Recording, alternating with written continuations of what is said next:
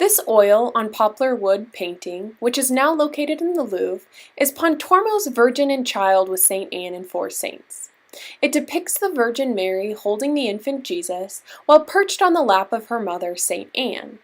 The four saints surrounding the three central figures are St. Sebastian, St. Peter, St. Benedict, and St. Philip, or possibly the Good Thief. It was commissioned as an altarpiece and was painted by Jacopo Carucci, better known as Pontormo, in Florence in 1529, while the Virgin and Child with St. Anne and four saints has many commonalities with earlier works of a similar theme. The dramatic lack of setting makes the figures appear to be theatrically staged. In the Virgin and Child with St. Anne and four saints, we see a Sacra Conversazione, or a sacred conversation, where the holy figures interact with one another in one continuous space, rather than being separated by panels. However, the space that they occupy is unidentifiable. The bright skin and the luminous colors pop out from the dark background, while the figures are stacked in space without any indication of setting. Pontormo purposefully composed the scene with no setting to emphasize the figures and the otherworldly quality of the painting. This is quite different than earlier paintings of the Virgin with her child and her mother. For example, in the Virgin and Child with St. Anne, Leonardo da Vinci makes use of sfumato, the smoky haze around the edges of the figures, and creates extremely graceful figures, but sets them in a natural pastoral landscape rather than an ambiguous darkness. Leonardo communicates greater naturalism through his painting and seemingly gives the viewer a window into the daily life of the Virgin and Child. Conversely, Pontormo's floating figures have elongated proportions, exaggerated grace, and more acidic colors. They lack a sense of place, and therefore the piece lacks narrative. But Pontormo's art, classified as mannerism, is not a degeneration of high Renaissance art just because it lacks as much naturalism and narrative, but instead it is an experimental search for new kinds of grace and beauty.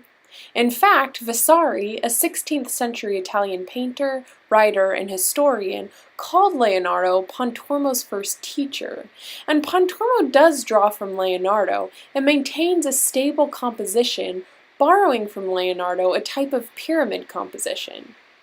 The Virgin and Child with St. Anne and four saints has two triangles that overlap to create a sense of unity in the composition. One triangle that juts out into space can be traced from the turned jaw lines of Saints Sebastian and Philip down to the knee of the Virgin Mary, while the other triangle follows the implied line of St. Benedict's hand and follows Mary's gaze down through the shoulder of St. Peter.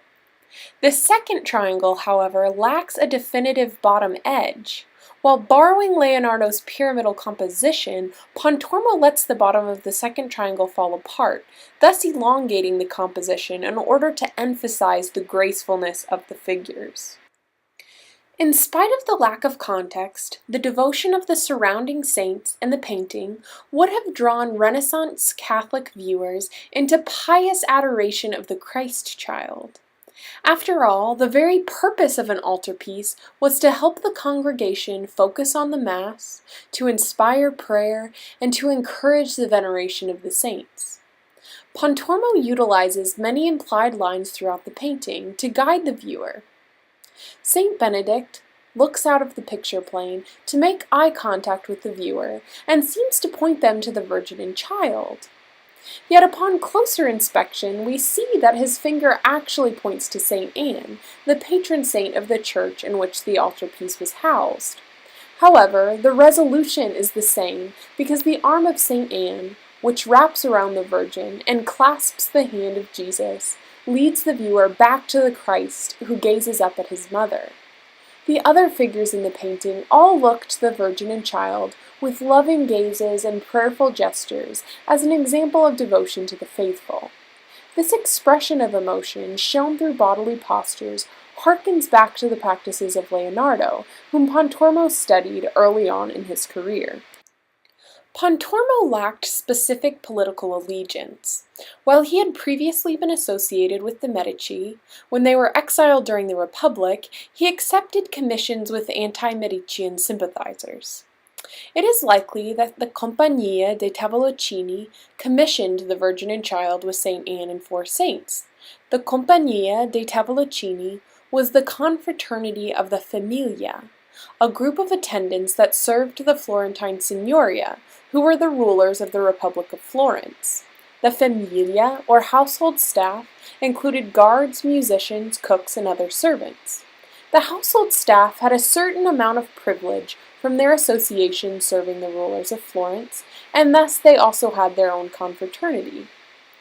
The tondo, located at the bottom of the painting, depicts a group of the staff carrying out some of their ritual duties, which reaffirms that the Compagnia dei Tavoliccini may have commissioned the painting. The work was commissioned as an altarpiece for the convent of Santa Anna in Versailles, which might explain Pontormo's inclusion of Saint Benedict, as he was considered one of the fathers of Western monasticism. However, scholars do not agree on the details surrounding the commissioning of the painting.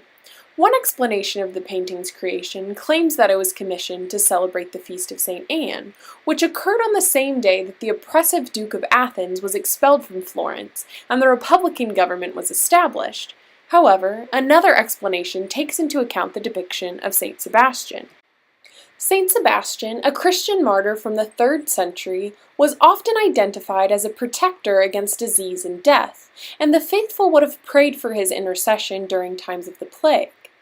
Therefore, his inclusion in the altarpiece makes sense given that it may have been commissioned directly after the plague struck Florence in 1527 and took the lives of so many of the household staff of the Signoria.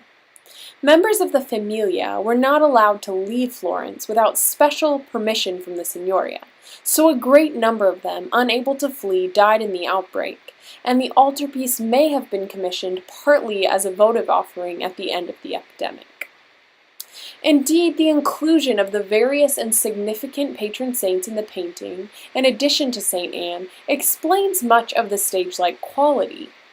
Pontormo's predecessor, Leonardo da Vinci, was able to create a more naturalistic narrative because the figures he depicted could have lived and plausibly interacted in the same time period.